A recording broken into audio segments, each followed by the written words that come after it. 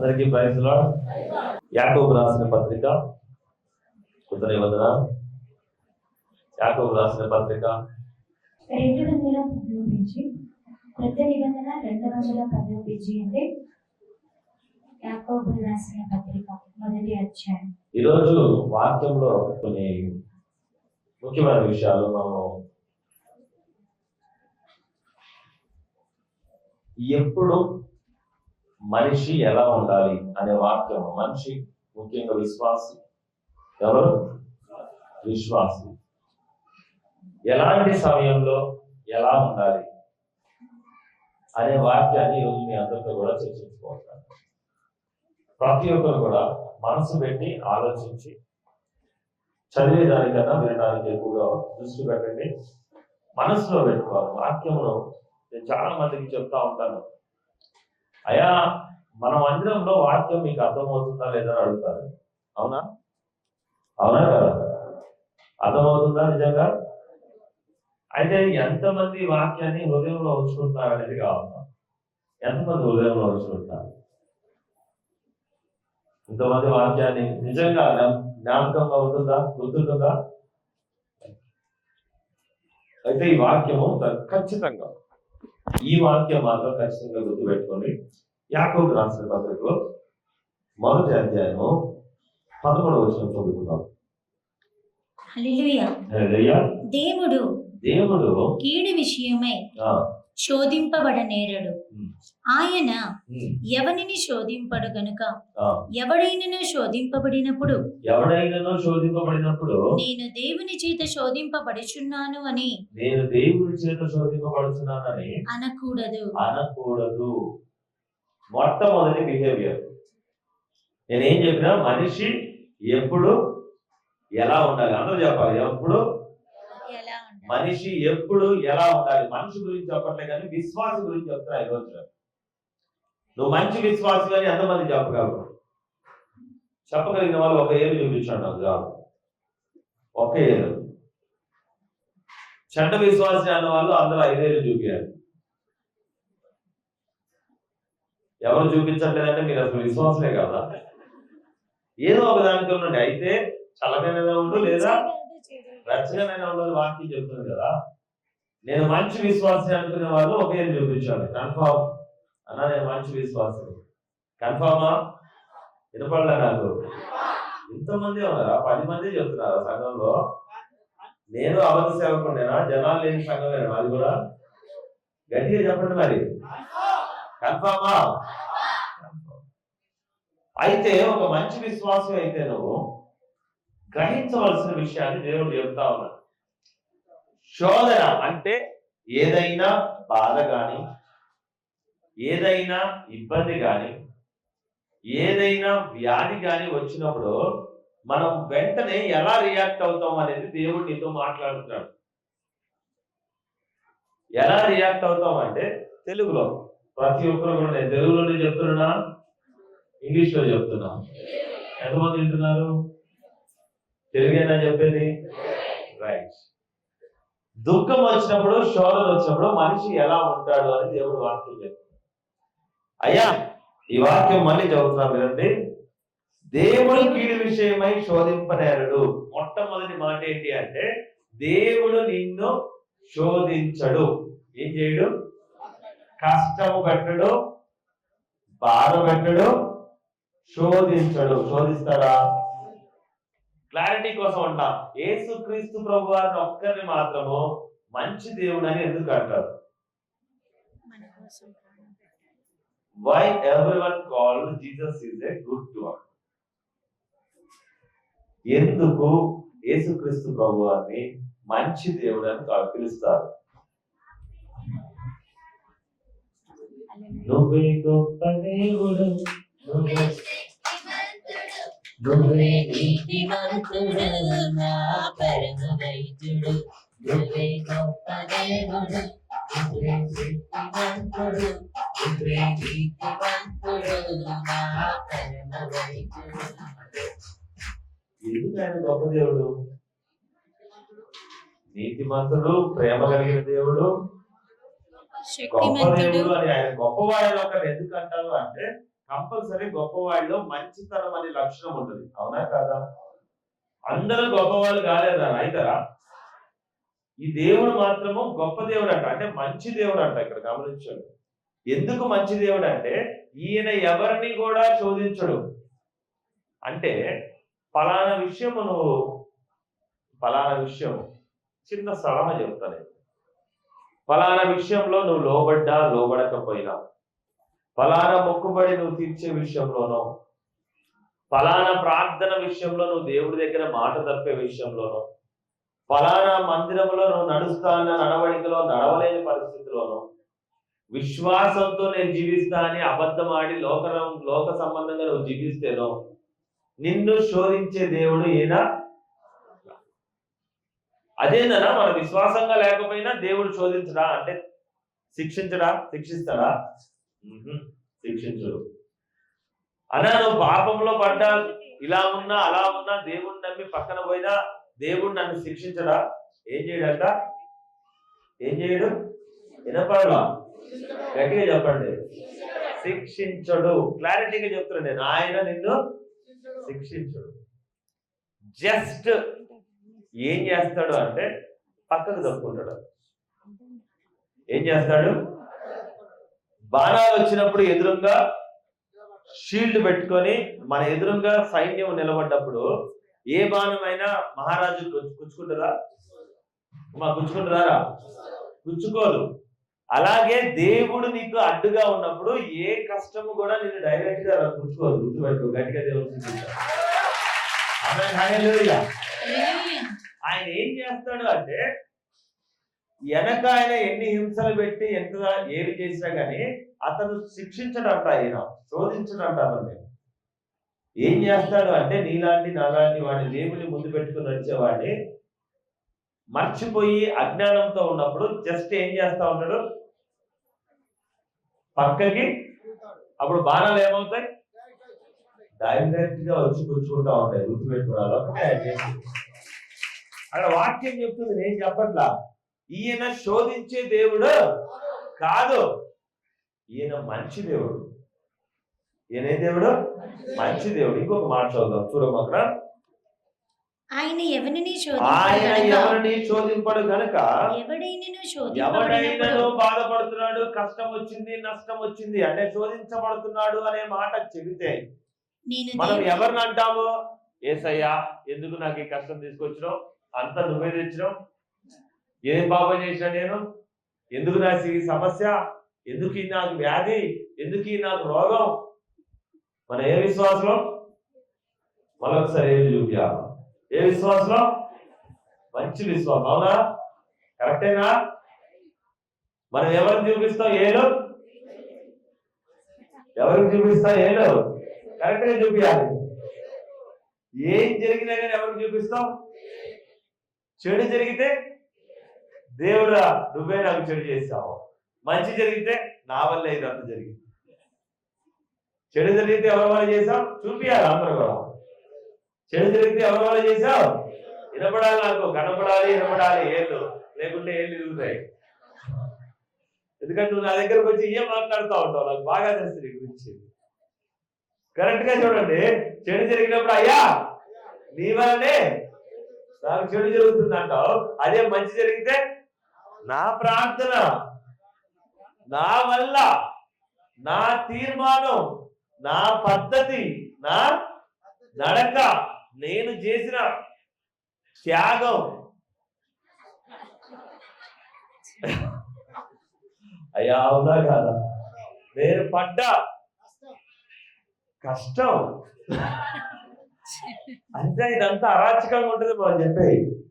మంచి జరిగితే, అదే చెడు జరిగితే అంతా నీ వల్లే, అంతా నీ వల్లే నేను ఇట్లా చెడిపోయినా, అంతా నీ వల్లే నాకు ఈ కష్టం వచ్చింది, అంతా నీ వల్లే నాకు ఈ బాధ వచ్చింది, అంతా నీ వల్లే. ఇది న్యాయమేనా? న్యాయమేనా? ఈరోజు నువ్వు ఇలా ఉన్నావు అంటే అంతా నీ వల్లే నేను దెబ్బతిన్నానని ఒకడు అంటాడు. కానీ అదే వాడు మంచి పడితే మాత్రము నీ వల్ల అన్నాడు. ఎవరి వల్ల అంటాడు? నా గొప్పతనం అండి, నేను చాలా మంచివాడినండి, నేను చాలా ఉత్తముడినండి, నా ప్రార్థన చాలా గట్టిదండి, నేను అద్భుతం అండి, నేను బాగా చేసినట్టు దేవుడి కోసం ఎవరు చేయలేదండి అని చెప్పేసి చెప్తా ఉంటావు. కానీ ఒక్కసారి మనస్ఫూర్తిగా ఆలోచించి చెప్పు, నువ్వు దేవుడి వలన ఉన్నావా, నీ వల్ల ఉన్నావా? ఎంతమంది చెప్పగలరు నమ్మకంగా? ఇంతేనా? మీ చేతులు అలాగే ఉంచాలి ఒక నిమిషము. పెడితే పెళ్లి, లేకుంటే చావు కొడుకునే వాళ్ళు ఎంతమంది ఉన్నారు? పెడితే పెళ్లి, పెట్టకపోతే చావు కొడుకునే వాళ్ళు ఎంతమంది ఉన్నారు ఇక్కడ? ఎవరు తెలిసట్లేదు కదా? చూద్దాం ఎంతసేపు నిలబడతాయో, ఎంతసేపు నిలబడతాయో చూద్దాం. పెడితే పెళ్లి, లేకుంటే చావు. ఒక తమ్ముడు ఉన్నాడు, అక్కడ ఇద్దరు ఉన్నారు, మామ అల్లుళ్ళు, వాళ్ళిద్దరు అదే టైపు. మామ అల్లుడు, మేనమామ అల్లుడు మాత్రం కంపల్సరీ చేతులు దించేశారు. వెరీ గుడ్, నిజాయితీ ఉన్నారు. ఇంకెంతమంది ఉన్నారు చూద్దాం. ఇంతేనా? మిగతా అందరూ అలా కాదా? కంపల్సరీ దేవుణ్ణి నిందించరు, అంతేనా? నిందించరా? నిందించరు, కన్ఫామా? ఎందుకు దేవుడి వాక్యాన్ని ఇచ్చాడు అంటే, నీలోను నాలోను ఎవరైనా ఉన్నారేమో ఒకసారి ఆలోచించాడు. ఎందుకయ్యా నీకు శోధన వచ్చింది, దేవుడు నన్ను దుఃఖపరుస్తున్నాడు, దేవుడు నన్ను శిక్షిస్తున్నాడు అని మాట్లాడడం కాదు, కానీ ఒక్క మాట మాట్లాడి ఎప్పుడైనా, నేను చేసిన వాటిని బట్టి దేవుడు నా దగ్గర నుంచి పక్కకు చెప్పుకున్నాడు. ఎప్పుడు ఆయన పక్కకు చెప్పుకుంటాడో అపవాది వెంటనే వచ్చి చేరుద్ది. ఎవరు? అపవాది వెంటనే వచ్చి చేరుద్ది. అది మరి వచ్చిన తర్వాత ప్రశాంతంగా ఉంటుందా? ఉంటుందా? చిన్నగా కుట్టడం మొదలు పెడతా ఉంటుంది. దేవుడు పక్కకు జరగగానే వచ్చే అపవాది తిమింగలం లాగా, సింహం లాగా దాడి చేయదంట. ఎలా దాడి చేస్తుంది తెలుసా? చీమలాగా దాడి చేస్తాడు. ఎలా? చీమ. ఎంతమందికి చీమలు ఒంటి మీదకి ఎక్కి కుట్టిందాక తెలుస్తుందా? ఒంటి మీద ఎక్కినవి తెలుస్తుందా? కుట్టాక తెలుస్తుందా? అర్థం కాదా? పడుకున్నారు ప్రశాంతంగా, నీ చుట్టూ కూడా మీ నాన్నగారు పడుకుంటే చిన్నప్పుడు కరెంటు పోయినా ఏం పోయినా బయట పడుకున్నప్పుడు ఒక క్లాత్ తీసుకొని కూర్చొని విసురుకుంటూ అటు ఇటు ఏం రాకుండా పిల్లల చుట్టూ క్లాత్, అమ్మ గాని నాన్న గాని చుట్టూ క్లాత్ విసురుతూ ఉంటారు. ఎంతమంది చూసారు అలాంటి ప్రేమను? చూసారు కదా? చుట్టూ క్లాత్ విసురుతూ పిల్లలకి ఏం పురుగు రావద్దు, ఏమీ రావద్దు అని చెప్పేసి. నాన్నని నువ్వు ఊరికే క్లాత్ విసురుతున్నావు, నాకు నిద్ర రావట్లేదు, నువ్వు పో అన్న తర్వాత ఆ పిల్లాడి మీదకి చిన్నగా చీమలు బాగడం మొదలు పెట్టాయి. అర్థం కాలా? ఇంకా బాగుతున్నాయి, అర్థం కాలా? ఇంకా బాగుతున్నాయి. చీమ ఎంత తెలివిగా ఉంటుందంటే ఆలోచించి ఆలోచించి ఆలోచించి ఒకేసారి కుట్టుద్ది. నరం చూసి, ఏం చూసి? నరం చూసి తక్కువని కొట్టడం మొదలు పెట్టింది. అప్పుడు ఎమ్మటే ఎవరు కావాల్సి వచ్చింది తెలుసా? ఆ పిల్లాడికి, నానా, అమ్మా, నన్నేదో కొడుతున్నాయి, నన్నేదో ఇక్కడ కొడుతున్నాయి, ఇక్కడ కొడుతున్నాయి, ఇక్కడ కొడుతున్నాయి. అయ్యా అవునా? మరి అదే నాన్న పక్కన ఉంటే కొడతాయా? కుట్టినప్పుడు ఇంతింతలో దద్దులు అవుతా ఉంటాయి. కొట్టి కొట్టి పావు గంట, 2 గంటలు ఏడుస్తూ ఉంటారు. ఏడవరా? అయ్యా ఏడుస్తారా లేదా? అబద్ధం అని చెప్పేది. యేసుక్రీస్తు ప్రభువారు కూడా మీ నాన్నలాంటోడే. నీ చుట్టూ ఏమీ రాకుండా, ఏ బాధ లేకుండా నువ్వు ఆయన ప్రేమించినంత కాలము నీ చుట్టూ చీమ గుట్టకుండా, పురుగు గుట్టకుండా, పాము గుట్టకుండా, కష్టం రాకుండా, ఏ చిన్నది కూడా నా పిల్లాడికి రావద్దని రాత్రి పగలు నిద్ర అనేది లేకుండా ఏం చేస్తుంటాడు? పిల్లాడిని కాపాడుకుంటా ఉంటాడు. కాపాడుకునే తండ్రి కొడతాడా? కొట్టడా? కానీ మనం ఏం చేస్తాం తెలుసా? నువ్వు విసురుతుంటే నాకు క్లాత్ అడ్డు వస్తుంది, పో అవతలకి, పక్కకు పో. నేను ఇప్పుడు ఆల్రెడీ పెద్దోడిని అయిపోయినా, దర్జాగా పడుకుంటాను, నా పక్క నుంచి పో, నా పక్క నుంచి పో అన్న తర్వాత అప్పుడు ఏమవుతాయి? చీమలు కూడా నీ పైన దాడి చేస్తాయి. ఎంత పెద్దవి కావు, పాములు, సింహాలు, చిరుతపుళ్ళు కాదు దాడి చేసేది. ఏం చేస్తాయి? చీమలు కూడా నీ పైన దాడి చేస్తాయి అంట. వాటినే శోధన అంటారు. అర్థం చేసుకున్నారు గట్టిగా. వాటిని ఏమంటారు? శోధన. మనిషి అరువు తెచ్చుకుంటున్నాడు దేన్ని? శోధనని. అది ఎలా శోధన? ఒక మనిషి ఎందుకు దుఃఖపడుతున్నాడు అంటే, నువ్వు దేవుణ్ణి అనే అధికారం లేదు, ఎందుకు దుఃఖపడుతున్నావు అంటే అక్కడ దేవుడు క్లియర్ గా మాట్లాడుతున్నాడు. చూడమా, ప్రతి వాడును తన స్వకీయమైన దురాశ చేత ఈడువబడి మరలు కోల్పోబడిన వాడై శోధింపబడును. దేనివల్ల? దురాశ దుఃఖానికి. నీ దురాశ వలన నువ్వు శోధనలోకి వెళ్తున్నావు అని దేవుడు మాట్లాడుతున్నాడు. దురాశలో ఎన్ని రకాలు ఉన్నాయి మీరే చెప్పాలి. దురాశలో ఎన్ని రకాలు ఉన్నాయి?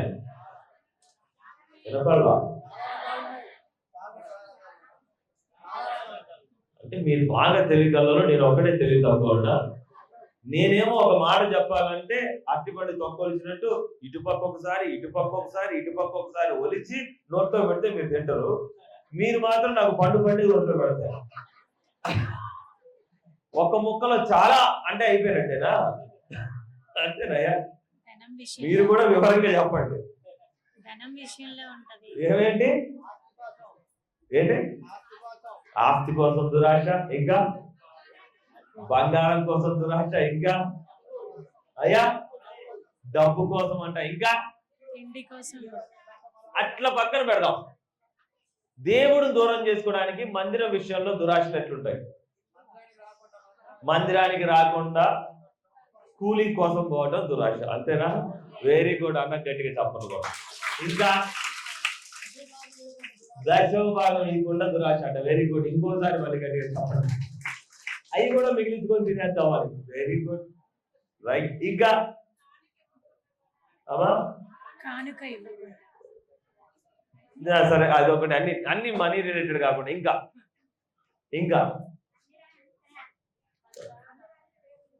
ఇంకా ఆరాధనలో కూర్చోకుండా అంటే కానీ దురాశకు రావట్లే. ఇంకా చెప్పాలి. ఇంకా ఏం తెలుసా? ఒక సేవకుడు కాదు, ఒక మందిరం కాదని రకరకాలుగా ఉరుకుతా ఉంటాయి చూసావా? కప్పలకి ఎంత వేస్తారు చూసావా? అది దురాశ. ఇక్కడైతే అక్కడొకటి, అక్కడైతే ఇక్కడొకటి, అది దురాశే. ఇంకొక దగ్గర దురాశలు ఏముంటాయి తెలుసా? చర్చిలలో ఎవరు నన్ను పొగుడుతారని కష్టపడతా ఉంటారు. ఏం చేస్తుంటారు? ఈ పాస్టర్ గారు నేను పోయినప్పుడల్లా పొగుడుతారని పొగడుతల కోసం పోయే వాళ్ళు ఉన్నారు. అదొక దురాశ. పాటలు పాడడానికే చర్చికి పోయే వాళ్ళు ఉన్నారు. నన్ను పాడినట్లే ఆ చర్చిలో నేను వేరే చర్చి ఎదుర్కోవాలి. అయ్యా వాస్తవేనా? ఇరవై చెప్పండి, వాస్తవేనా? ఇలాంటి దురాశలు ఉన్నాయి. ఇంకొక ఆయన నా గురించి మా పాస్టర్ గారు ఒకసారి కూడా పొగడలేదు, ఏం చేయలేదు, పొగడలేదని చెప్పేసి పొగిడేవాడు కోసం ఎదికే. ఒక నిన్ను పొగుడుతున్నాడు అంటే నీ గొప్ప ముంచుతున్నాడు అని అర్థం, అవునా కాదు? ఒక నిన్ను పొగుడుతున్నాడంటే కంపల్సరీ పెడుతున్నాడు. అయ్యా జాగ్రత్త. వాడు ఎవడైనా సరే పొగుడుతున్నప్పుడే ఆలోచించు, జాగ్రత్త. ఎవరైనా ఊర్లో ఉంటారు, సందులలో ఉంటారు, చాలా మంది సందులలో, బంధువులలో, ప్రతి విషయాల్లో కూడా ఉంటారు. వాళ్ళందరికీ కూడా జాగ్రత్త. నీ దురాశ దేనికి చేటు? దుఃఖానికి చేటు అంటున్నాడు దేవుడు. గట్టిగా దేవుడు. మరి దురాశలో మనం పాల్గొదామా? దురాశకి లోనవుదామా? ఎంతమంది దురాశకి బలి అవుతారు? ఎంతమంది బలి అవుతారు? అవరా? మీ అందరు చాలా తెలియకున్నారంట. నేను ఒక్కడే తెలివి తక్కువ అనమాట. అదేనా అంటే నిజంగానే చెప్తున్నాడు దేవుడు. అయ్యా నువ్వు శోధించబడుతున్నావు, నువ్వు బాధించబడుతున్నావు, నువ్వు దుఃఖపడుతున్నావు అంటే దానికి దురాశ కారణమేమో చూడు. నువ్వు దురాశ వల్లనే దెబ్బతింటున్నావేమో చూడు. చాలా మంది చెప్తా ఉంటారు, ఫలానా విషయంలో నన్ను ఫలానా వాళ్ళు పొగడాలని ఆశపడతారు. పొగడాలని చెప్పేసి సహాయం చేసేవాడు కూడా ఆ పొగడతలో వాడి పొగుడు పక్కన పెట్టి వీటిని తిట్టుకోవడం మొదలు పెడతారు, తిరిగి డబ్బులు ఇచ్చేటప్పుడు. అవునా కాదా అమ్మా? అవునా? అంటే అక్కడ కూడా దురాశ ఉండకూడదు. ఉంటే నీకే నష్టం. దురాశ ఎలా ఉన్నా నష్టమే. డబ్బు మీద ఆశతో నువ్వు పరిగెత్తిన నష్టమే. అప్పుల మీద అప్పుల మీద వినపడలే నాకు ఒక సహోదరుడు మొన్న ఒక మాట కల్పించి చెప్తున్నాడు. ఏంటంటే, అన్నా నేను లారీ కొనుక్కోవాలనుకుంటున్నాను అన్నాడు. ఏం కొనుక్కోవాలి? లారీ. నేను అన్నా, అవునా బ్రదర్? కళ్ళు మూసుకుని ప్రార్థన చేసి చూస్తే దేవుడు చూపించాడు, మోషే సల్మాన్ వాడి దగ్గర డబ్బులు ఎంత అడుగుతాను. ఏంటి ఏమడుగుతాడు? దేవుడు ఇలాగే మాట్లాడుతున్నాను దర్శనంలో. కళ్ళు మూసుకొని నేను అడిగేటప్పుడు అదే మాట్లాడతాను. నాకు వింతగా ఉంటాయి దర్శనాలు. ముందు వాడి దగ్గర డబ్బులు వచ్చింది. నాకు డౌట్ వచ్చింది, బ్రదర్ మీరు ఇప్పటివరకు లారీ కొన్నారా అంటే, బ్రదర్ కొన్నాను, ఫైనాన్స్ లాక్కొని పోయినారంట. ఇప్పుడు ఏం చేస్తున్నారు? ఇప్పుడు నేను వేరే దగ్గర లారీకి డ్రైవింగ్ చేస్తున్నా, అది కూడా పనికి పోయి 6 నెలలు అయింది, కష్టపడుతున్నా. అవునా? ఇంకొక మాట అడగనా బ్రదర్? అడగండి. ఎంత ఉన్నాయి నీ దగ్గర డబ్బులు? ఏం అడగాలి? మా ఆవిడ ఒక దగ్గర ₹1,00,000 తెస్తాను బ్రదర్. ఎంత? ₹1,00,000. ఓ సూపర్, గట్టిగా చెప్పాలి. ₹1,00,000 అలామా తెస్తాను. ₹1,00,000కి లారీ వస్తా. రెండో డౌట్, ₹1,00,000కి లారీ వస్తా? రాదు. ఇంకొక గమ్మత్తైన డౌట్ వచ్చింది నాకు. 1,00,000లో లారీ రాదు బ్రదర్, కనీసం ఒక 8 లక్షలు ఉంటుందా అని అడిగాను. ఈజీగా 8 నుంచి 10 లక్షలు ఉంటుంది బ్రదర్ అన్నాడు. ఎంత? Second hand. ఫస్ట్. మిగతాది ఏం చేస్తావు? ఫైనాన్స్. ఏంటది? Finance brother. ఇచ్చేస్తాడు. ఏం ఇస్తారు? భయానా ఆయన కడతాడు, మిగతా మొత్తం ఎవరు కడతారు? ఫైనాన్స్ ఆయన కట్టేస్తాడు, ఇచ్చేస్తాడు, నో ప్రాబ్లం. ఇంటి కాగితాలు ఉన్నాయి, పెట్టేస్తాను, ఫైనాన్స్ ఇచ్చేస్తాడు. అబ్బా సూపర్ బ్రదర్, నువ్వు మంచి తెలివికల్లోడివి, ఇంకా నేను దేవుణ్ణి అడగాల్సిన పని లేదు. మాట్లాడదా అంటే నీకు 10 లక్షల రూపాయలు కూడా నువ్వు ఏం చేస్తావు? అప్పుతో చేస్తావు. 3 నెలలు లారీ ఆగితే ఏం చేస్తావు కదా? 3 నెలలు నడవకుండా లారీ ఆగితే ఏం చేస్తావు? ఆ మహానుభావుడు చేసే పని ఏంటి అంటే ఇసుక తోడటం. ఏం తోడటం? ఇసుక తోడడానికి వర్షాకాలం స్టార్టింగ్ లో లారీ కొంటాడంట. ఏం కొంటాడు? గట్టిగా చెప్పండి. ఎందుకు వర్షాకాలం స్టార్టింగ్ లో ఇసుకకి లారీ కొనాలి? మీలో ఎవరైనా చెప్పగలరా? వినపడేటట్టు చెప్పండి. చెయ్యొద్దు చెప్పండి రా. దొంగ ఇసుక తోడడానిక? ఓకే. ఇంకా వర్షాకాలం స్టార్టింగ్ లో లారీ ఎందుకు కొనాలి?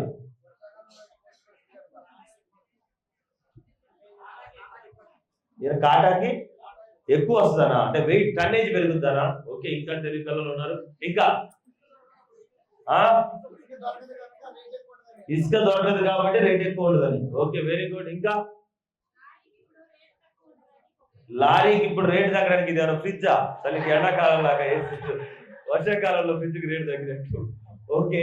ఇంకా ఇంకేముంటదండి అమ్మా? చెప్పలేరా? మేధావులు ఎవరు లేరా? ఎవడైనా పిచ్చోడు వర్షాకాలంలో లారీ కొనుక్కుంటాడా?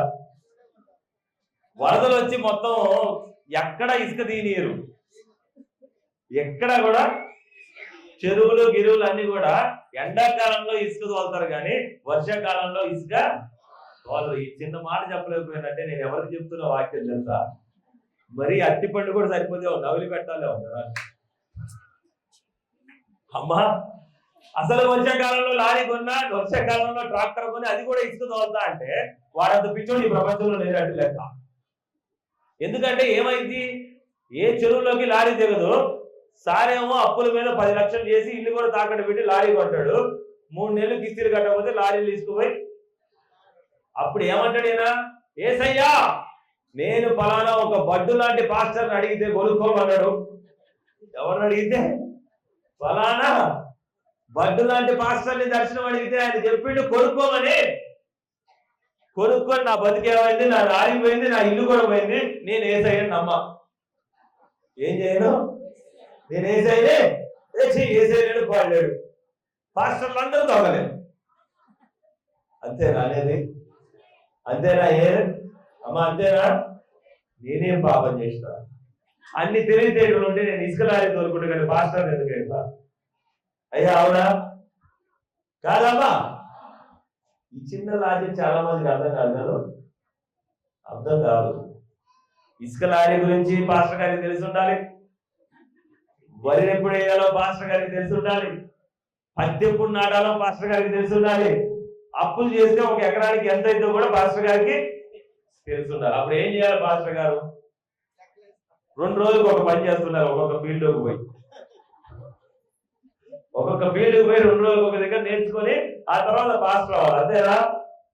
ఇక్కడ మీరు గమనించండి, ఆ బ్రదర్ తెలియదురా, నేను ఇదే చెప్పినా, ఏమన్నా మీరు మాట్లాడడానికి కామన్ సెన్స్ ఉందా? అప్పులు చేసి 10 లక్షలు చేసి నువ్వు లారీ కొంటే, ఒకవేళ నీ టైం బాగుండి నువ్వు సంపాదించిన నెలకు ఒక 20-30 వేలు మిగిలిన 10 లక్షల కిస్తీలకే పోతాయి కదా, అవునా? రిపేర్కి ఎంత ఇస్తావు, డ్రైవర్కి ఎంత ఇస్తావు, క్లియర్కి ఎంత ఇస్తావు, డీజిల్ ఏం పోస్తావు, ఇల్లు నిలబెడుతుంది. ముందు 10 లక్షలు సంపాదించు, ఆ తర్వాత సొంతంగా లారీ కొనుక్కోవాలి. ముందు నీ టార్గెట్ అయి ఉండాలా? అప్పు లేకుండా బండి కొనుక్కునే దమ్ము ఉండాలి.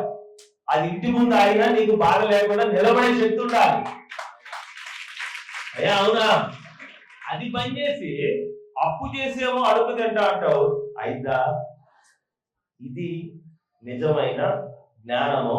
అతను చెప్పింది దురాశ. అతను చెప్పింది ఏంటి? 10 రూపాయలు లేకుండా దూకాలనుకునేది దురాశ అయితే, తగ్గింపుతో నువ్వు బతకం అనేది కరెక్ట్ అయిన మాట. అర్థం చేసుకోవాలి. ఇదంతా నీతి మంచి వాక్యము. మీరు అర్థం చేసుకోవాలి. ప్రతి ఒక్కరు కూడా ఒకరి దగ్గర 30 వేలు లేకుండా 300 ఎకరాలు దున్నేస్తా అంటారు. అయిదా? ఒకరి దగ్గర 1,00,000 రూపాయలు అప్పే పుట్టదు, కానీ 50 లక్షల కోసం పరిగెడతా ఉంటారు. అయిదా? అబద్ధం అది, దురాశ. మళ్ళీ నువ్వు ఎవరిని నిందిస్తావు? చూపియండి. నేను నాకెళ్ళి చూపించాలి, మీకెళ్ళి కాదు. ఎవరు నిందిస్తావు? అన్నా అగో వాడికి వ్యాపారం పెట్టించడం వాడు అట్ట సక్సెస్ అయ్యిండు, ఇగో వీడికి ఈ పని పెట్టించడం వీడి ఇట్ట సక్సెస్ అయ్యిండు, నేను మాత్రం ఇట్ట అయినా అంటే మాత్రం కొడతాం మనం కంపల్సరీ దాంట్లో. ఎందుకంటే నీవు ఏం చేస్తున్నావో కొంచెం కామన్ సెన్స్ వాడు. ఏం వాడాలి? కామన్ సెన్స్ ఉంది కదా. నాకు 1350 ఉంది, నీకు కూడా 1350 అంటే ఏంది? 1350 అంటే ఏంది? బరువు. ఇక్కడ దేవుడు ఇచ్చిన బుర్ర ప్రతి ఒక్కరికి కూడా 1350 అంట. కానీ వాడు ఏం వాడుతున్నాడు అనే సంగతి తెలియాలా? ఇప్పుడు నాకు అదే వాక్యం చెప్పిండు, నీకు కూడా. నువ్వు ఎంతవరకు ఈ బుర్రలో దీన్ని ఎక్కించుకోవడానికి ట్రై చేస్తున్నావు అనేది నాకు కావాలి. ఎక్కుతుందా లేదా? లేదనే వాళ్ళు గట్టిగా దేవుడు చప్పట్లు కొట్టి గట్టిగా కొట్టారు చూసినవారు కంపల్సరీ చెప్పగలను నేను. ఇందులో కూడా వాళ్ళు ఉన్నారు. సరే, నెక్స్ట్ వాక్యం చదువుతున్నాం, కంటిన్యూ చేయమా. దురాశ గర్భము ధరించి పాపమును కనగా పాపము పరిపక్వమై మరణమును కంటున్నట్ట గమనించు. కంపల్సరీ తిరిగి చేరుకోవాల్సింది ఎక్కడికి? పాపమును. ఏంటైనా లారీ కొన్నావు, అప్పులైనాయి. అప్పులయ్యాక ఇందాక ఒక బ్రదర్ ఉంటాడు, అదే ఇసుక లారీ తోలడానికి ఏమంటే ఏం చేయాలంట? వర్షాకాలం అయితే దొంగిసుక తోలొచ్చు అంట. దొంగిసుక అంటే దొంగతనం చేసినట్టేగా, అవునా కాదా? దొంగతనం చేస్తే పోలీసు వాడికి ఏమవుతుంది? పట్టుబడరా లేదా? మళ్ళీ వాడి కాళ్ళు పట్టుకోవాలిగా. అందులో స్ట్రిక్ట్ ఆఫీసర్ దొరికిండు, అరే దొంగిసుక తోలిలో నీ లారీ సీజ్ అని రాసేసిండు అనుకో. ఆ తర్వాత వీడు చేయాల్సింది ఏంటి? ఏ చెట్టుకో ఇటు ఇల్లు బాయ్, అటు లారీ బాయ్. దురాశ, ఒక్క అడుగు దురాశ మనిషి ప్రాణం దాకా పోతుంది. నేను ఒక ఉదాహరణకు ఉపమాన రీతిగా ఈ లారీ గురించి చెప్పిన, అర్థమైన వాళ్ళు గట్టిగా దేవుడు. నీలో కూడా ఉండొచ్చు. నువ్వు ఏ విషయంలో ఆశపడుతున్నావో, నీ వల్ల కాని వాటి కోసం ఏదైనా నీ తల తాకట్టు పెడుతున్నావా? ఒక్కసారి చూడు నా ప్రియమైన సహోదరి సహోదరా. నీ వల్ల కాని విషయాల కోసం తల తాకట్టు పెడితే అది నీకే చెడు, అవునా కాదా? ఎంతవరకు నీ వల్ల అవుతుందో అంతవరకే దూకు. ఎంతవరకు అవుతుంది? అన్నా నేను ఇది చేయగలను, సరే ఆడి వరకు చెయ్యి. అన్నా నేను ఇక్కడ చేయలేకపోయినా ఏదో ఒక రకంగా నాకు ఇంత డబ్బు ధనం పుట్టింది, ఇంతవరకు నేను చేయగలను, అంతవరకే ఆశపడు. అతి ఆశ కంపల్సరీ దుఃఖము కలిగిస్తుందని దేవుడు చెప్తా ఉన్నాడు. ఇంకొక వర్గము, ఇప్పుడు వర్గం ఏంటి అంటే ఆశాపరులు, విశ్వాసుల్లో దేవుణ్ణి నీ వల్లే జరిగిందని చెప్పేవాళ్ళు ఒక వర్గము. రెండో వర్గం గురించి మాట్లాడుతున్నా ఇప్పుడు. ఆ వర్గం ఎలా ఉంటారో చదువుదామా. దీనుడైన సహోదరుడు తనకు కలిగి ఉన్న దశయందు ఉన్నత అతిశయింపవలెను. ధనవంతుడైన సహోదరుడు తనకు కలిగిన దీన దశయందు అతిశయింపవలెను. దేవునికి స్తోత్రం. గట్టిగా చెప్పగలరు. అయితే ఇది ఇంకో వర్గం. ఇదేం వర్గము? ఇంకో వర్గము. మీలో 10 లక్షల రూపాయలు ఆస్తున్న వాళ్ళు ఎంతమంది? చేతులేస్తారా? 10 లక్షల పైన ఉన్న వాళ్ళు చేతులేస్తారా? ఈరోజు చిన్న ప్లాట్ కూడా 10 లక్షలే. ఇక్కడ 10 లక్షలు తక్కువ ఉన్నాడు ఎవరు? ఒకసారి చేతులేస్తారు సరిగ్గా. అందరూ 10 లక్షలు ఉన్న వాళ్ళే కనీసం. సగం మంది కోటీశ్వర్లు అంటే వెళ్తారేమో జనాలు. సరే 10 పైన ఉన్న వాళ్ళు అందరు చేతులు ఎత్తారు ఒకసారి. ఇంతమందా? న్యాయంగా ఓకే. మరి 20 పైన ఉన్నోళ్ళు, 30 ఉన్నోళ్ళు అసలు లేరంటారా? మీ అంత అబద్ధాలు ఈ ప్రపంచంలో లేదు. నిజంగానే చెప్తున్నా. ఎకరం పొలం ఉన్న వాళ్ళు చేతులు ఎత్తండి. రైట్. 2 వీలర్ ఉన్నోళ్ళు, ఇల్లు ఉన్నోళ్ళు, ఒక ఇల్లు ఉన్నోళ్ళు మీరందరూ అడుగు తినేవాళ్ళు. మరి 10 లక్షలు ఉన్నవాళ్ళు. ఒక ఇల్లు విలువ ఇప్పుడు ఆడకపోయినా 10 లక్షలు ఉంటుంది. అయితే దేవుడు ఏం మాట్లాడుతున్నాడో వినడు. ఇంతకు ముందంట నీ పరిస్థితి ఎలా ఉందో దానిని బట్టి ఇప్పుడు గుర్తుపెట్టుకుని అతిశయపడంటున్నాడు దేవుడు. ఏమని? ఇంతకు ముందు ఒకప్పుడు నువ్వు ఎలా ఉన్నావు? ఇల్లు లేకుండా, వాకిల్ లేకుండా, మంచి గృహం లేకుండా, మంచి బండి లేకుండా, మంచి పరిస్థితి లేకుండా ఉన్నప్పుడు నన్ను చూడు. దీనుడైన సహోదరుడు తనకు కలిగిన ఉన్నత దశయందు అతిశయింపవలెను. గట్టిగా దేవుడు. ఇప్పుడు మీకే ఎందుకు చెప్పినా అంటే 10 లక్షలు అనగానే బ్యాంకులో లేవు కదా అని ఎవడు చేయట్లేదు. ఎవనా కాదా? కానీ ఇల్లు ఉన్న వాళ్ళు చేతులు ఎత్తండి. ఇప్పుడు చూపివా? ఇల్లు ఉన్న వాళ్ళు చేతులు ఎత్తండి. ఉన్నాయా? దేవుడు ఇచ్చాడా? ఇక్కడికి వచ్చిన తర్వాత అంతేనా? ఇచ్చాడు. అంటే కనీసము ఇల్లు ఉన్నాయా? అప్పుడు నువ్వేం చేయాలి అంటే, అయ్యా ఇల్లు కూడా లేని కాకుండా నన్ను ఈ స్థితిలో ఉంచినందుకు నీకు స్తోత్రం అనేటట్టు ఉండాలన్న. ఎంతో మందికి అలాంటి ఆదరణ కూడా లేకుండా జీవించుతున్నారు నాన్న. అలాంటి పరిస్థితి కూడా ఈరోజు గమనించు. ఇందాక చెప్పిన సహోదరుడికి ఇల్లుంది, బంగారంలాగా తన సొంత ఇంట్లో ఉండి డ్రైవర్ పని చేస్తే తప్ప, కానీ ఇంటిని తాకట్టు పెట్టి ఇంకేదో పని చేస్తాడు. అది కరెక్టేనా? అది దురాశ. కానీ దేవుడు ఏమంటున్నాడు తెలుసా? ముందు నేను నీకు ఇచ్చిన దాని అందు తృప్తి పడవు. ముందు గుర్తుపెట్టుకో. ముందు నువ్వు ఇచ్చిన దాని ముంద తృప్తి పడవు. తృప్తి పడిన తర్వాత ఇంకొక విషయాన్ని కూడా గమనించాలంట. ధనవంతుడైన సహోదరుడు తనకు కలిగిన దీన దశయందు అతిశయింప. అంటే ఒకవేళ నిన్ను దేవుడు ధనవంతుడిగా చేస్తున్నాడు అనుకో, నీ పనులలోనూ, నీ వ్యాపారంలోనూ, నీ ఆశీర్వాదంలో నిన్ను గొప్పగా నిలబెడుతున్నప్పుడు అప్పుడు ఏం చేయాలి? కంపల్సరీ గతాన్ని గుర్తుపెట్టుకోవాలి. ఏం చేయాలి? నేను ఎక్కడి నుంచి వచ్చాను? ఇవన్నీ కూడా దేనికి సాదృశ్యం అంటే దీనత్వం నాకు. అందుకే ఇందాక చెప్తున్నాను నేను, ఎప్పుడు ఎక్కడ ఎలా ఉండాలి. క్రైస్తవుడు ఎప్పుడు ఎక్కడ ఎలా ఉండాలి. నువ్వు ఉండే విధానాన్ని బట్టి దేవుడు నిన్ను చూస్తూ ఉంటాడు. గుర్తుపెట్టుకో. దేవుడికి స్తోత్రం. హల్లెలూయా. దేన్ని బట్టి చూస్తాడు? నువ్వు ఉండే విధానాన్ని బట్టి చూస్తాడు తప్ప, అంటే నువ్వు నడిచే నడక, నువ్వు చేసే పద్ధతి, నువ్వు వెళ్ళే మార్గమును బట్టి దేవుడు నిన్ను చూస్తూ ఉంటాడు అంటాం. ఇలా ఉండకు. అబ్బా నిన్నటి దాకా ఇంకేమీ లేదు కానీ ఈరోజు కొంచెం రాగానే మామూలుగా విరవేయట్లేదు అనే పరిస్థితిలో మనం ఉండొచ్చా? ఉండకూడదు. ఒకే విధంగా ఉండాలి.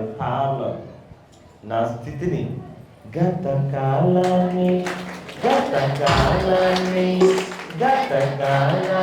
గుర్తు చేసుకో. నీ జీవితంలో సరి చేసుకో. గతకాలాన్ని గుర్తు చేసుకో. నీ జీవితంలో సరి చేసుకో.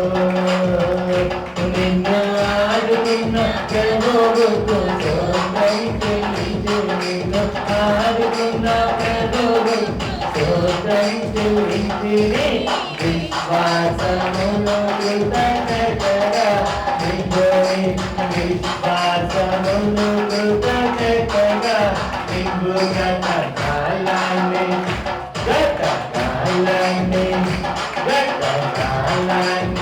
గుర్తు చేసుకో నీ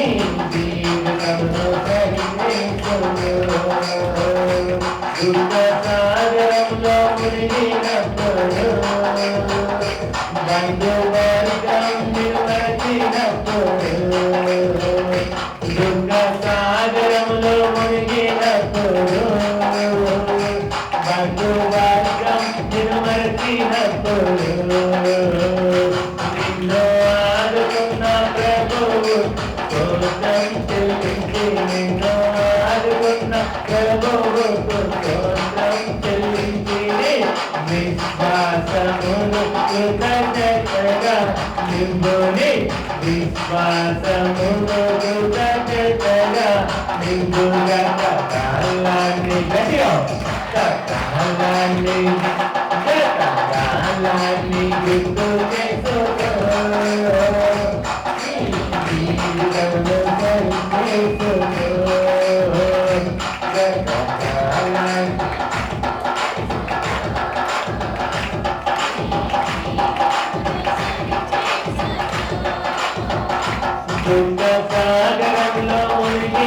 జీవితంలో పాట అయితే పాడుతున్నానో అది నీ జీవితం నుంచి రాస్తున్నది దేవుని గమనించి నేను ఏ పాట పాడుతున్నానో అది అవును అనుకునే వాళ్ళు ఒకసారి మనసారా ఫస్ట్ లైన్ నేను ఏం పాడినా ఎంతమంది గుర్తుపెట్టుకుంటున్నాం?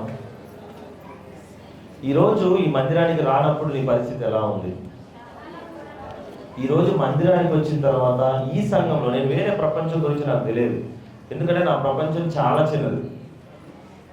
నీకు తెలుసో లేదో నా ప్రపంచము చాలా చిన్నది. ఎందుకు అంటే నేను నా సంఘ బిడ్డల గురించి వారి క్షేమం గురించి మాత్రమే తప్పబడేసే అవసరం. అవునా కాదా? నేను చప్పట్లు కొడతారో తిడతారో నాకు తెలియదు, కానీ వేరే ఎవరెవరి గురించో తీసుకొచ్చి అలా ప్రార్థన లేదంటే వాళ్ళ అవసరాలు వీళ్ళ అవసరాలు వాళ్ళ పరిస్థితులు అడిగితే నేను పట్టించుకోను. అవునా కాదా? ఎందుకు? వాళ్ళ గురించి నాకేం తెలుసమ్మా, నాకేం అవసరం?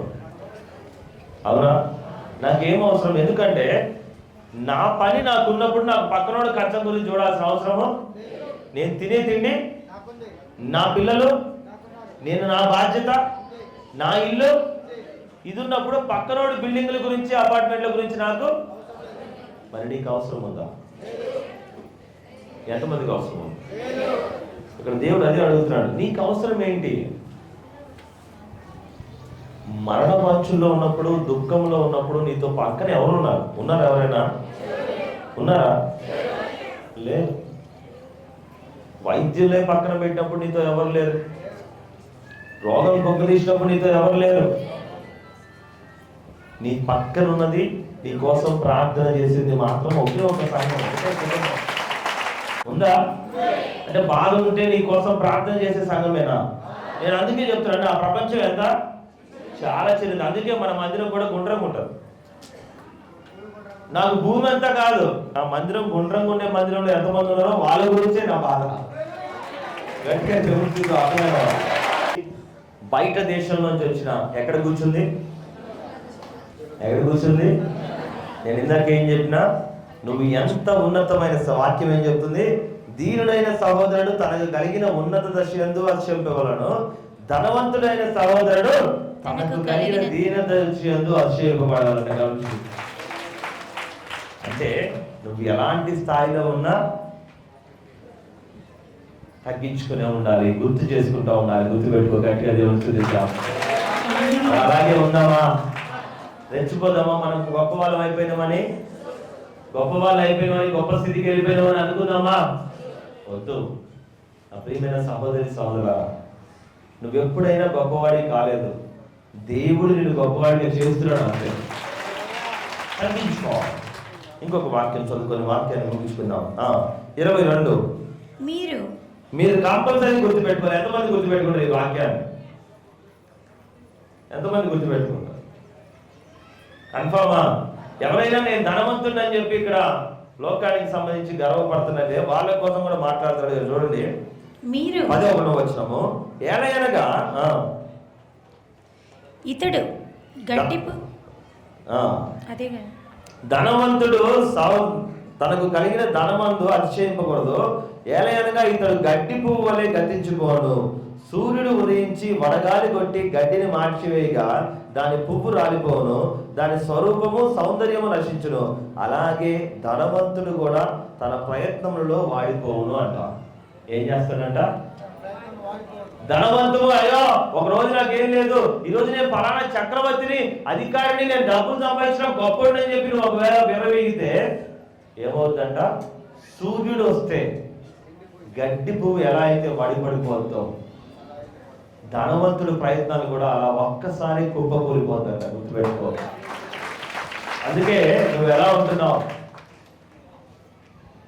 తగ్గింపుతో నేను సాగిల పడుతున్నాను, మోకాళ్ళ ప్రార్థనతో పడుతున్నాను. తగ్గింపుతో నేను సాగిల పడుతున్నాను, మోకాళ్ళ ప్రార్థనతో పడుతున్నాను. నీకై బ్రతకాలి, సేవే చేయాలి, లోకమంతా నే సాగాలి. నీకై బ్రతకాలి, సేవే చేయాలి, నీ నామమే లోకమంతా నే సాగాలి. నారే నారే నారే నారే నారే నారే నారే నింగి నెలలో సంతా కొరలో నివంతి వాడలేరయ్యా.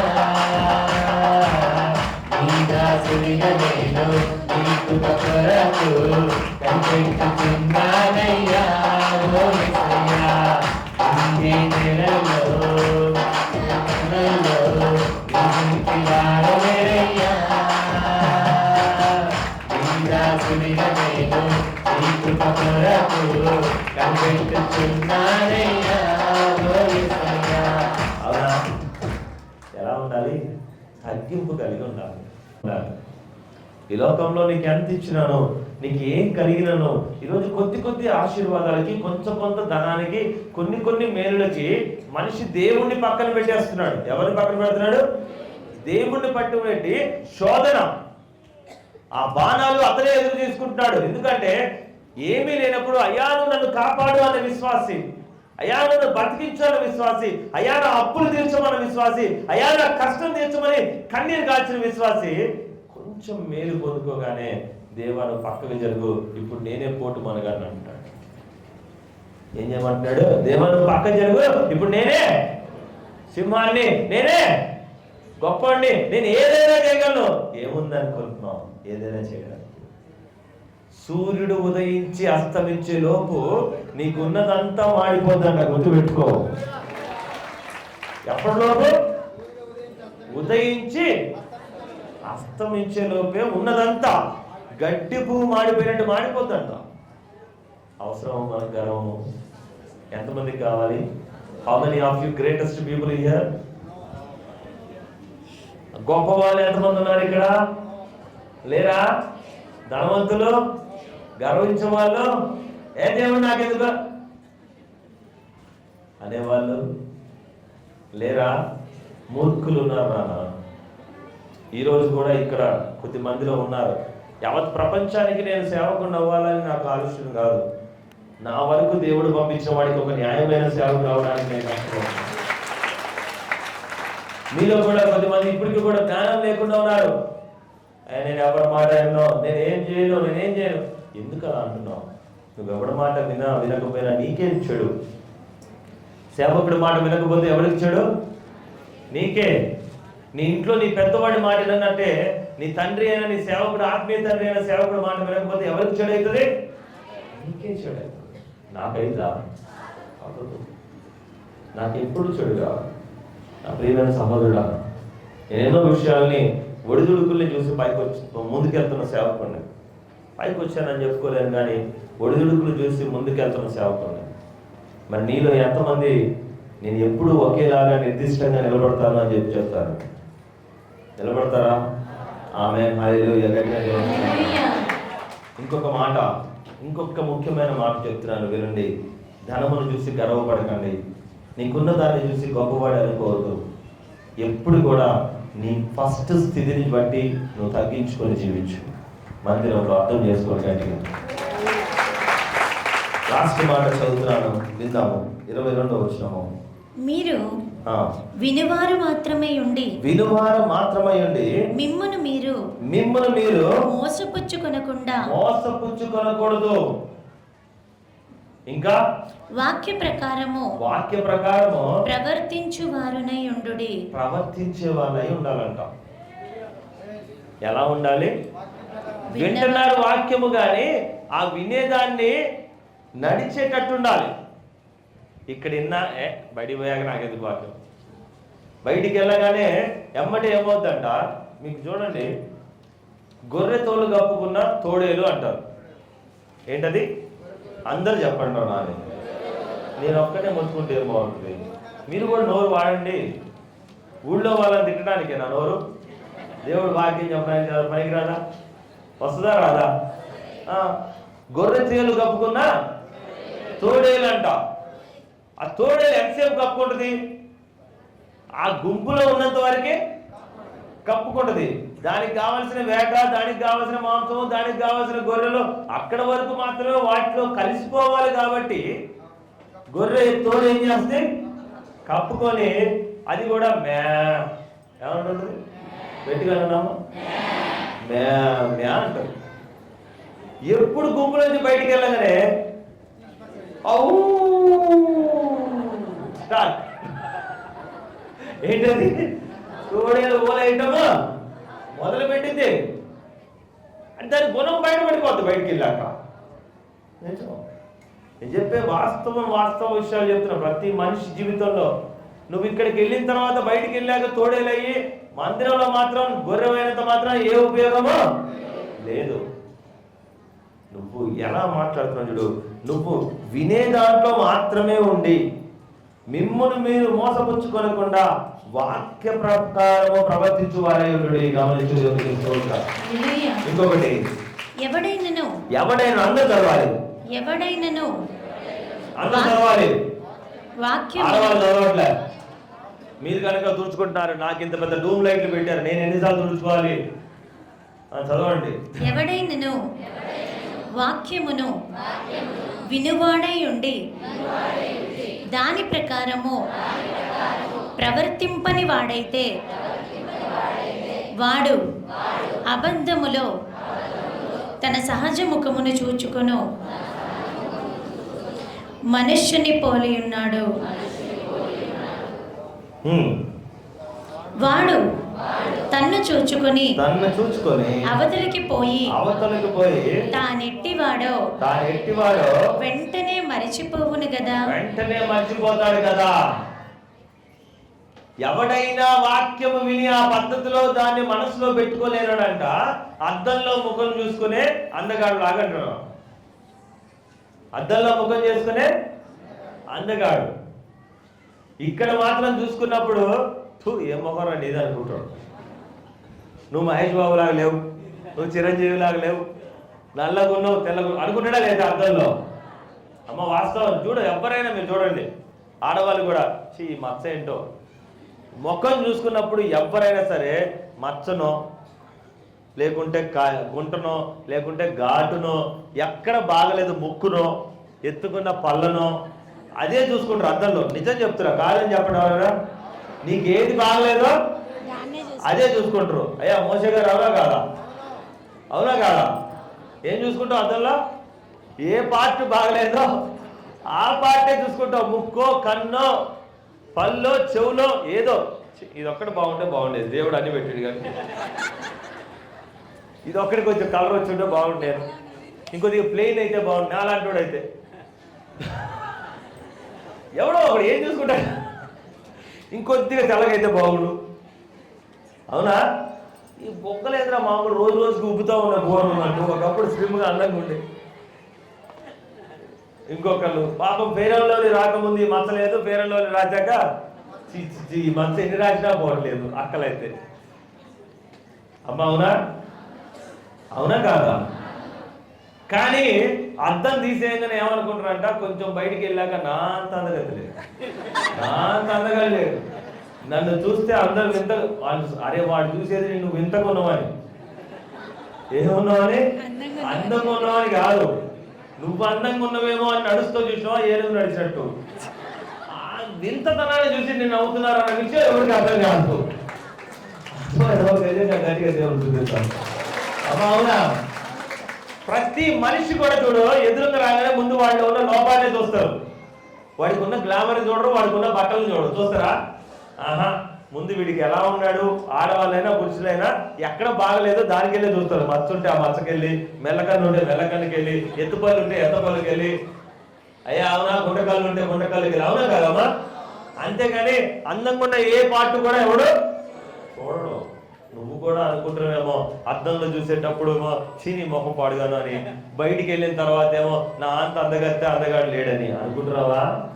అంతే. ఇక్కడ వాక్యంలో కూర్చున్నంతసేపేమో నా గురించి దేవుడు మాట్లాడుతాడన్నా, అన్నా నా బతుకు గురించి దేవుడు మాట్లాడాడన్నా, ఎవరో కన్నీరు కారుస్తానా, నేను తప్ప ఎవరు ఏమన్నా అంత బాగా కాదమ్మా.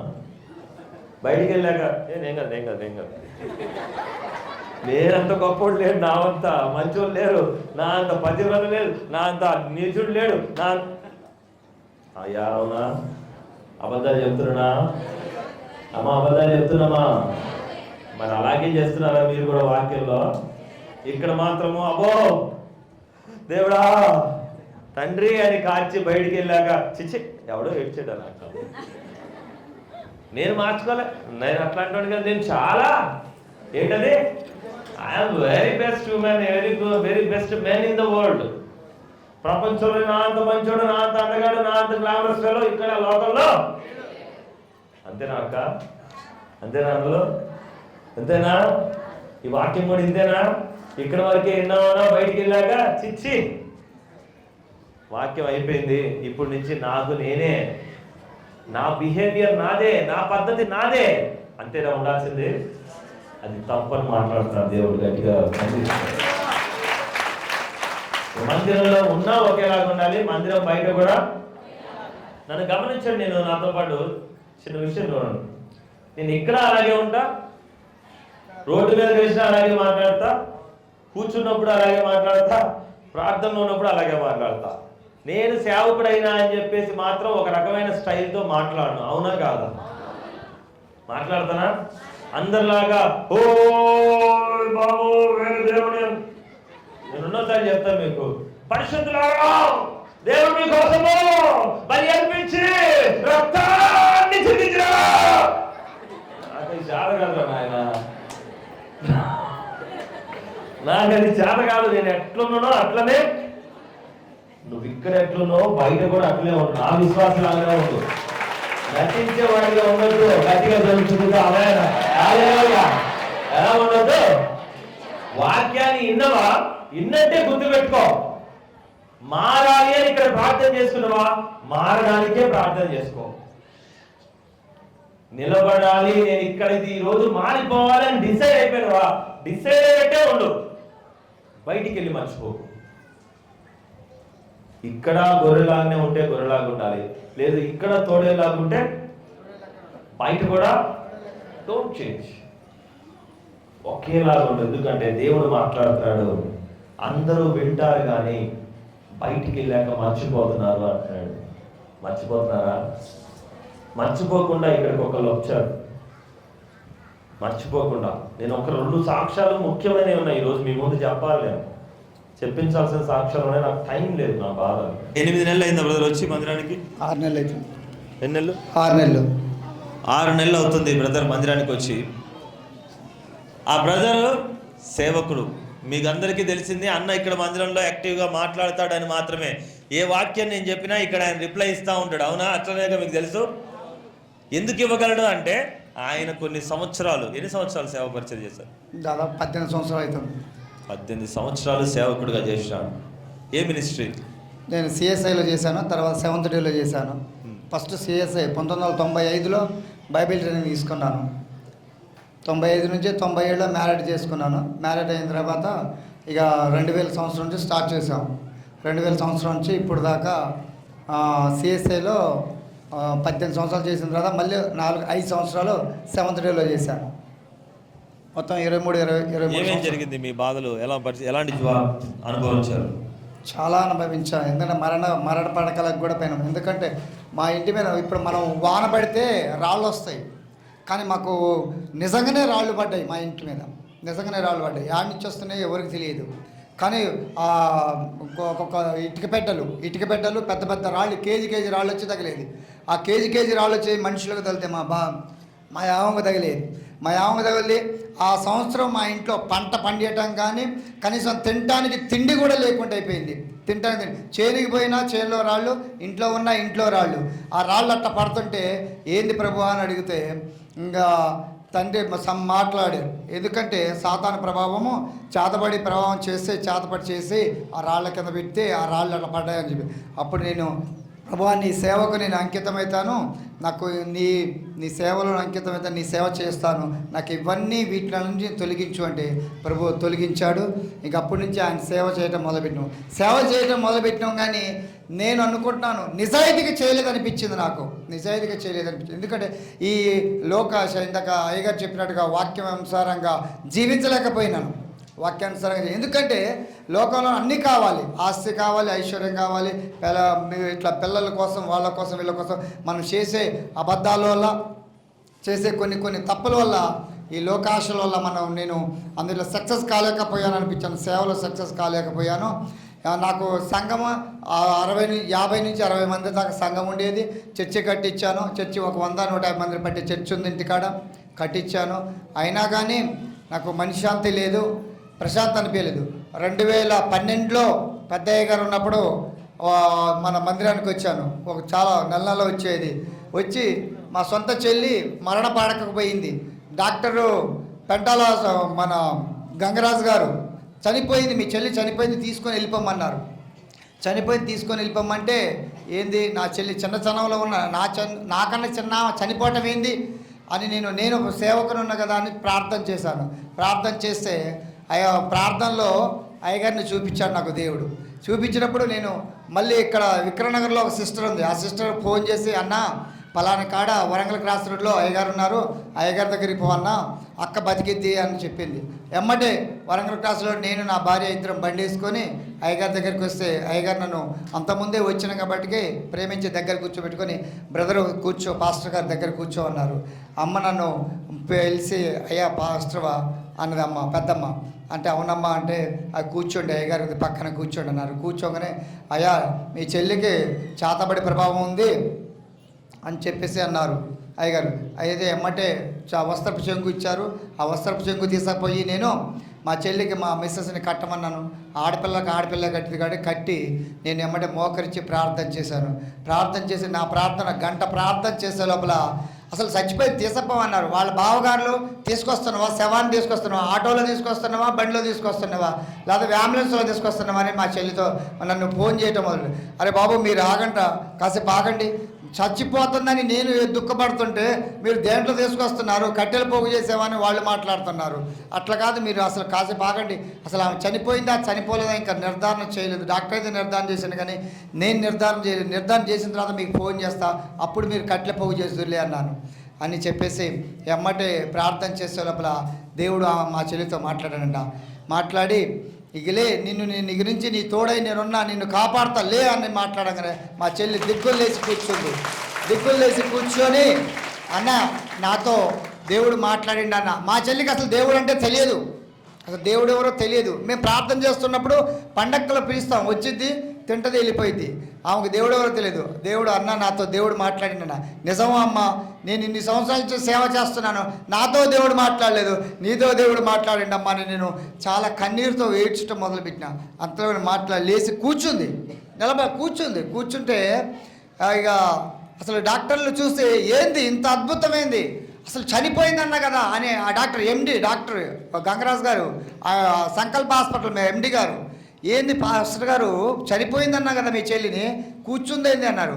ఎమ్మటే డాక్టర్ గారు ఎమ్మటే వైద్యం స్టార్ట్ చేసి మొదలుపెట్టి సాయంత్రం వైద్యం చేసి ఇక తర్వాత తీసుకొని వెళ్ళిపోమన్నారు.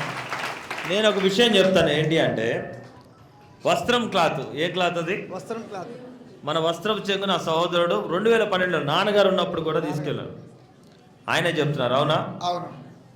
అయితే నేను అనుకుంటా ఉంటా, ప్రభా మరి వస్త్రం అనేది చాలా మంది వెక్కిరిస్తారేమో, ఆపేద్దాం, తీసేద్దాం, ఏం చేద్దాం, తీసేద్దాం. కానీ అన్ని చోట్లకి సేవకుడు వెళ్ళటం కుదురుద్దా?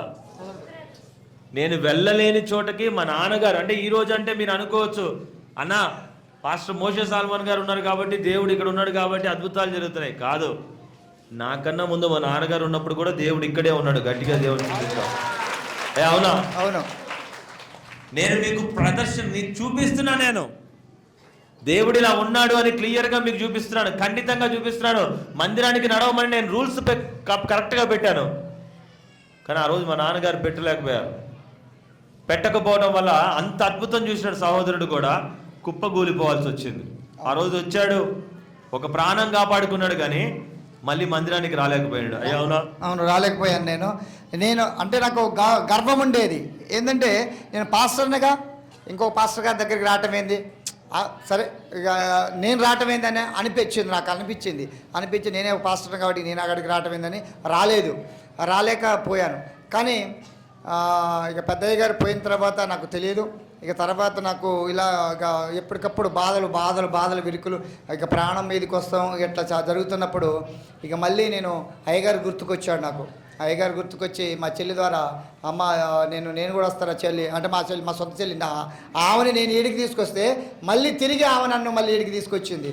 అన్న దగ్గరికి రా అన్న, ఇప్పుడు ఆ పెద్దయ్య అయితే లేడు కానీ అన్న ఉన్నాడు, అన్న కూడా అంతే అద్భుతాలు జరుగుతున్నాయి, ఇంకా గొప్పగా జరుగుతుందన్న, ఇంకప్పుడైతే తక్కువ ఉన్నారు కానీ ఇప్పుడు విస్తారంగా పెరిగిందన్న చర్చ్, ఇంకా చాలా బాగుందన్న, రా అన్న అని చెప్పేసి మా చెల్లి తీసుకొచ్చింది. మా చెల్లి తీసుకొస్తే మా చెల్లి ద్వారా మళ్ళీ నేను ఈడికి రావటం జరిగింది. అన్నతో మాట్లాడిన, అన్న నా పరిస్థితి అన్న అంటే, నువ్వు అసలు అక్కడ ఇల్లు ఇడిచిపెట్టేసి నువ్వు వచ్చేయి, నువ్వు బాగుంటావు అన్నాడు. అంటే ఇక నేను అన్న మాటే నాకు శాసనమని అక్కడ నా ఇల్లు, వాకిలు, 5 ఎకరాల పొలం అన్నీ ఇడిచిపెట్టేసి నేను మందిరం దగ్గరికి వచ్చేయడం జరిగింది. ఇక్కడికి వచ్చేసి నేను 3 నెలలు అవుతుంది. మళ్ళీ నాకు ఏదైతే కావాలని నేను దేవునితో అడిగానో అవన్నీ నాకు దేవుడు సమృద్ధిగా ఇచ్చాడు. మా అన్న నేను వచ్చిన 10 రోజుల్లో నీకు ఈ సంవత్సరం నాకు అప్పులు కూడా ఉన్నాయి, అప్పులు తీరంగా నీకు మళ్ళీ 3 అద్భుతాలు జరుగుతాయి అన్నాడు. ఏంది, నాకు అప్పులు ఉన్నాయి, అద్భుతాలు జరుగుతాయని అన్న అంటాడేంది, అద్భుతాలు నాకు ఎక్కడి నుంచి జరుగుతాయి, ఎట్ట జరుగుతాయి అని నేను అనుకున్నాను. కానీ నేను చేసే ఒక పని, ఆ పనిలో చాలా సక్సెస్గా, చాలా దూసుకొని పోయి అందులో వచ్చి నాకు ఒక 1 ఎకరం పొలం కొనడం జరిగింది. అదేవిధంగా దేవుని వాహనం ఇచ్చాడు. చక్కగా 6 లక్షలు పెట్టి నేను ట్రాక్టర్ కొనుక్కున్నాను. మళ్ళీ ఒక 1 ఎకరం పొలం కొన్నాను. ఎంతమంది విశ్వాసుల చేత లేదా సంఘం అయ్యగారుల చేత మాకు నేర్పిన అయ్యగారు ఏం చేశారు తెలుసంటే, వాళ్ళ పని చేయించేది, వాళ్ళ బట్టలు ఉతికిచ్చేది మా చేత, వాళ్ళ పళ్ళు చేయించి ఇళ్లలో పళ్ళు చేయించేది. కానీ మన దైవజనుడు ఎట్లంటే, ఆయన ఇక్కడ ఉన్నాడు అంటే మోసే సాల్మన్ ఒక్కడే నీతిమంతుడు అని అనిపించింది నాకు. అందుకని నీతిమంతుడు కనుకనే ఇక్కడ ఈ చర్చిలో అద్భుతాలు జరుగుతాయని అనిపించింది. అందుకని ఆయన్ని మించిన, ఆయన కింద నేను సేవకునిగా కాదు, ఆయన దగ్గర ఉండి ప్రార్థన చేయించుకున్నా నేను బాగుంటానని చెప్పేసి నాకు అనిపించి నేను ఇక్కడికి వచ్చేయడం జరిగింది. ప్రియులారా, అది ఆ రోజు నా సహోదరుడు, నేనైతే ఏంటో నాకైతే తెలియదు, నన్ను నేను జడ్జి చేసుకునేంత గొప్పనే నాకు నా జీవితంలో జరగదు. ఎందుకంటే ఆయన చిత్తం, నా వరకు నేను తగ్గించుకోవడమే మంచిది, నా వరకు నాకు తెలుసు. కానీ నా సహోదరుడు మాత్రం నేను దుఃఖం చూసిన, పంటలు కోల్పోయింది చూసిన, వాళ్ళ ఇల్లు చర్చి పడవ పడిపోయింది చూసిన, మా సహోదరి చావు బతుకుల్లోకి వెళ్ళిపోవడం చూసిన. ఇక ఇక్కడే ఉంది అమ్మా, ఉన్నారా? ఒకసారి లేవా. చావు బతుకులు, ఒక భార్యని తన పిల్లల్ని కాపాడుకోవడానికి ఒక సేవకుడు పడరాని కష్టాలు, పడరాని ఇబ్బందులు, పడరాని మాటలు అన్నీ పడటం నేను చూసిన. ఎంతమంది సేవకులు గెలుస్తున్నారు, దర్జాగున్న వాళ్ళు 10 మంది దోచుకొని దర్జాగున్నలు చాలామంది బతుకుతున్నారు, కానీ ఎదుటోడి పరిస్థితి చూసేవాడు ఎవ్వడు లేడు. ఇస్తా అంటే తీసుకున్న ఆలోచనే తప్ప వాళ్ళ పరిస్థితి ఏందని ఆలోచించేది లేదు. నా సహోదరుడు నాకు 3 వారాలు బతిలాడిండు, అన్నా నేను టీవీల విషయంలో నేను సహాయపడుతున్నా, సంఘ బిడ్డలు మిమ్మల్ని చూడలేకపోతున్నారు, దూరంలో ఉంటే వాళ్ళు కనబడం లేదని చెప్పేసి 1% అయినా కొంతైనా నా వల్ల అయినంత అని ఆయన అంటున్నాడు, నీకు ఇన్ని లక్షలు వస్తాయని నేను ప్రార్థన చేసిన, ఈ సంవత్సరం అప్పులు పోయి నీకు పలానా విషయంలో మిగులుతాయి అని చెప్పి. అయ్యా జరిగిందా? అది జరిగిందయ్యా. జరిగిందా? నిజంగానే జరిగిందా? నిజంగా జరిగింది. గట్టిగా దేవుని స్తుతిద్దాం. హల్లెలూయా. ఆయన దేవుని కోసం నిలబడ్డాడు, వెంటనే దేవుడు ఆయన కోసం కూడా నిలబడ్డాడు. గమనించు, గట్టిగా దేవుడు. హల్లెలూయా. చెడిపోయిందా? లేదు. చూడు, అక్కడ ఉన్న కొత్త బండి ఆయనదే. ఇంకా నేను రిబ్బన్ కట్ చేయాల, తెచ్చి ఇక్కడే పెట్టాడు. నిన్న రాత్రి కూర్చొని ఓనర్లతో నాకు గంటలో ఇస్తా అంటేనే నేను బండి తీసుకుంటా. అవునా? అంతే. నువ్వేమన్నా చెప్పు, నాకు గంటలో ఈ ట్రాక్టర్ ఇవ్వాలి. ఎందుకు అంటే నా దేవుడు నన్ను ఈ 8 నెలలు, ఈ 6 నెలల్లో నా సంఘంలో నా ప్రభు ఎలా ఉంచాడో నేను సాక్ష్యం చెప్పాల్సిందే. గట్టిగా దేవుడికి చూద్దాం. నిజంగా ఇప్పుడు ఆయన స్టార్ట్ చేసి కూడా చూపిస్తాడు మీ ముందు ఆ యొక్క వాహనాన్ని. కనబడుతుందా అందరికీ? అయ్యా ఒకసారి చూపిస్తావా? కనబడట్లే? నువ్వు చూపించచ్చుగా. ఉన్నాయా? ఎవరైతే వాళ్ళ కాదు అనుకున్నారో, ఎవరైతే చేత కాదు అంటున్నారో, ఎవరైతే పడిపోతారు కూలిపోతారు అంటున్నారో, నా పరిచర్య నిజంగా వాళ్ళని బలపరచడానికే ఉంది. గట్టిగా దేవుని స్తుతిద్దాం. మరి మన పరిచర్య నిజమైన పరిచర్యనా అబద్ధ పరిచర్యనా? నిజమైన పరిచర్య. అయ్యా నిజమా అబద్ధమా? ఎంతమంది చెప్తారు? నిజంగానా?